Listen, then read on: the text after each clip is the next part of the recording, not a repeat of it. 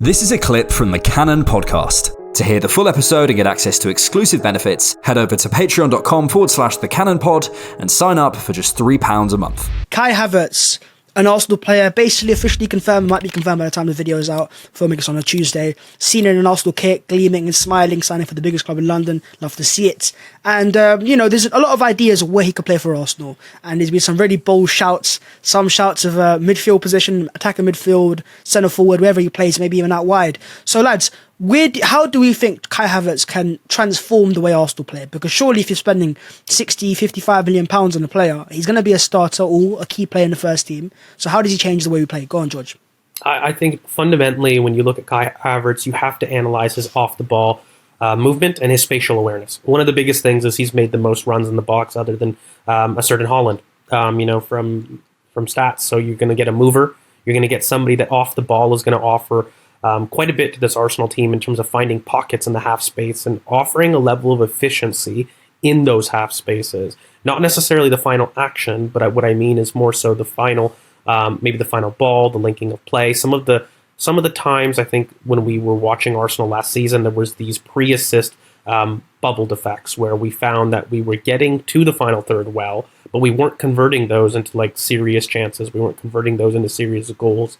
We weren't capitalizing on moments of the games that we were up, and we weren't making teams 3-4-0 down. We were still quite close, and we weren't clinical enough. And I think Kai Havertz is going to help us attack in different ways. I think when you look at him, there's a certain target man-esque frame that he has done in the past. I don't think he's good under contact. I've said it before. But if you're going to be looking at him to add himself as an option in midfield, then that's something that's a little bit different. That's not him competing against center backs. And I think when you start looking at Kai Havertz himself, and he said it, by the way, one of the big reasons that he's moving to Arsenal is because of a supposed return to central midfield. And that's why I've always really pushed back on the ideas of him as a striker. I've seen the versatility of it as a false nine, and that's fine. But the main area that I see Kai Havertz coming in is as a midfielder, but mainly beyond that, it's more so as a second striker. And that's why I keep talking about this diamond potential formation that I do see us maybe changing towards, because it maximizes the best of Kai Havertz, where if you see him in a diamond, and by the way, we've operated in a certain box midfield last season. It's just Granit Xhaka was a little bit deeper. This idea that we haven't operated in a box isn't quite true.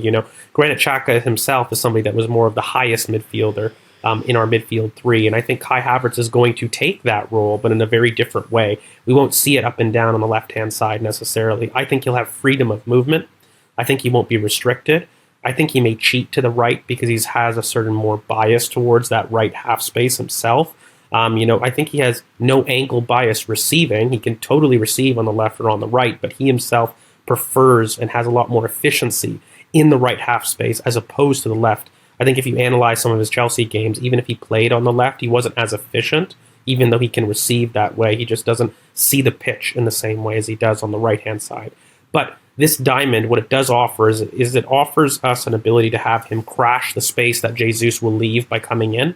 It has an ability for him not to defend in a pivot, by the way, which I'm very against. I don't agree that a big reason for the Granit Xhaka role is because we defended with him in a pivot, right? And when you look at it, for me, Kai Havertz is not somebody that's going to offer that defensive rigidity in second balls. What he does offer is an excellent ability to press.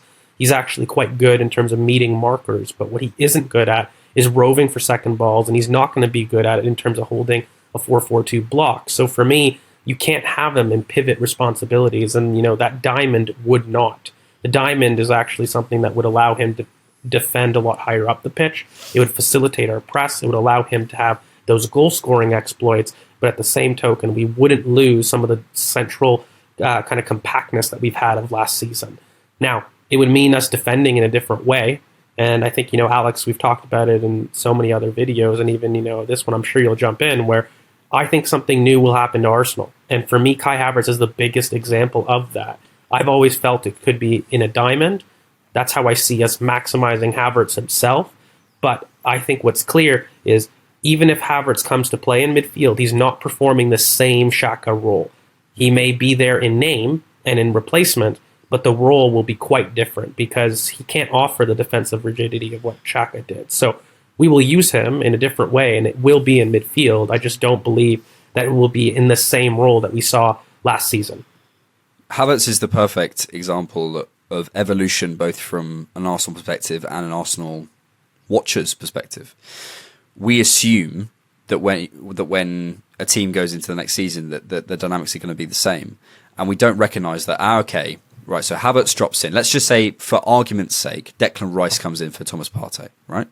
How does that change the midfield? When you have one of the best defensive anticipators in the world, can you push your left eight a little bit further up? Do you have to worry about your left eight? Can that be a trade-off? Can you put him in there? Or, for example, can you drop Ødegaard into the pivot? Do you see Ødegaard developing as someone who can play in a 4-4-2 pivot? We think about things, I think, a little bit too much rigidly in terms of the player itself. Kai Havertz is coming into Arsenal, and what does Kai Havertz do? Well, that doesn't fit what we do. Hang on a minute. What about if Kai Havertz comes in and everything changes around him? What if the dynamics of the team shift around him and we see a completely different approach? And yeah, George is saying that, I'm coming around to the idea of a pivot. I'm also coming around to the idea that maybe, Ødegaard's led our press for the last probably 18 months, 2 years now, pretty much.